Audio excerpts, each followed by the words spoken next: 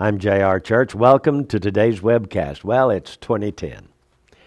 And you would think that we have a bright and wonderful future ahead of us, but there are some people who think that 2010 will witness the most destructive war in modern history. How about that?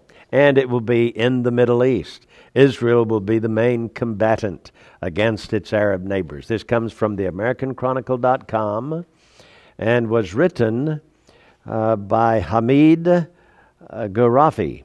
And he is an Arabic, written in Arabic. He's an analyst, Middle Eastern journalist and analyst. And he wrote for the Lebanon Canadian Coordinating Council, the LCCC. And Elias Benjani of the LCCC, I guess an Arabic group, translated it, and here's what he says. 2010 will witness the most destructive wars in modern history. 2010 will determine the fate of Iran and Lebanon for many years. And 2010 will observe a bitter end of Hezbollah and the destruction of Syria's missile and chemical programs. He goes on to say that the first two enemies that the West got rid of was the Taliban in Afghanistan and the Ba'athist Saddam Hussein regime in Iraq. This, of course, following the 9/11 attacks. And as a result, Lebanon's political and military map was changed in the aftermath of the 2006 Israeli-Hezbollah war. By the end of this devastating war, an Israeli security belt was established inside the entire southern Lebanon territory as far as 20 miles to the south of the Litani area. So Israel has a nice 20-mile no man's land in southern Lebanon to protect it from any Hezbollah forces. And, of course, it was only about a 4-kilometer belt until the 2006 war against Lebanon. And now 34 countries have soldiers under the UN flag in this southern area of South Lebanon to keep Israel and the Hezbollah apart. But sometime this year, Israel is going to have it up to here. I mean, Israel will launch a devastating war. And according to this article in 2010, weapons of mass destruction that were developed after the unprecedented Iraq War will probably determine the fate of at least 2 Middle Eastern countries, and that of the state of Iran with its nuclear program, Lebanon and Hezbollah, and also Gaza, the Palestinian Strip. According to this article, Israel is going to win.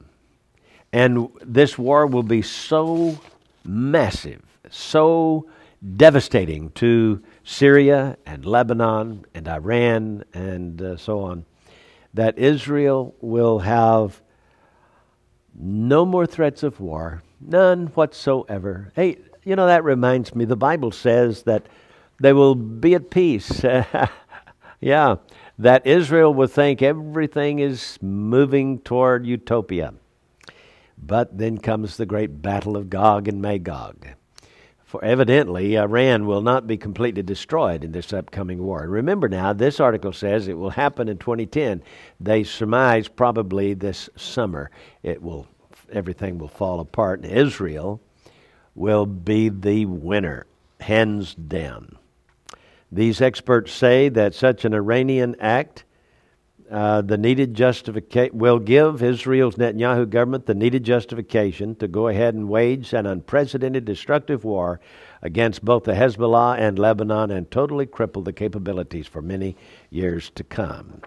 And it says experts estimate that the number of Lebanese that would be displaced from their home to be over 1 million, and most of them will flee to Syria. And then it says British defense officials have affirmed that this grim, intimidating, and scary picture predicted by the Israeli experts for the coming year seems to be very close to the actual devastating reality that will hit Lebanon in the next war. The Israelis, as they are advocating worldwide, are solidly determined to close the Hezbollah case once and for all, due to the fact that they wish to eliminate the possibility of any future wars and finally achieve security on their northern border. Well, hey, that would be wonderful, wouldn't it? The only problem is it ain't going to happen. Israel may fight another war this year, but it will lead to the most devastating war, and that would be the battle of Gog and Magog. And yet, Israel is going to win because Israel has a secret weapon. According to Ezekiel chapter 38, God is on Israel's side. And when Israel's enemies begin to fight, it's like, smacking God in the eye. God says, my fury will come up in my face, and I'll rain fire on Lebanon. Basically, that's what Ezekiel chapter 38 says. Well, I guess that would be the fulfillment of prophecy, wouldn't it? An apocalyptic overtone to the year 2010, something we can keep our eyes on in the Middle East. So you'll not want to miss this program daily on our website and also our weekly broadcast. In fact, I want to tell you that you can pick up last year's broadcast, 48 television programs, half-hour broadcasts, on 12 DVDs. Here they are, and they are available for a gift of $100 to the Ministry of Prophecy in the News. We'd like for you to help us. It'll help us pay for our time in the coming year. If you'd like to have the 2009 broadcasts, they are available, and we'd be glad to get them out to you. And by the way, if you want the CDs, which is the audio only, which is a nice cleaned up series from our broadcasts. Cleaned up, I mean there are no uhs, no stuttering, it's a clean, smooth presentation.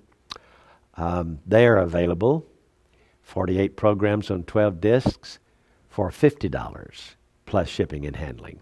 So call the phone number at the bottom of your screen and order it today, will you? I want to remind you once again of our 2010 issue, January issue of Prophecy in the News magazine, and this month we are launching a new series called Eschatology 101. Over the next 3.5 years, I'm going to be putting everything I know about prophecy, everything I have learned and researched. The basics will be here, and it's like a college course. Because I taught this course to a college group at Meridian University, and now I want to make these 42 lectures available to you.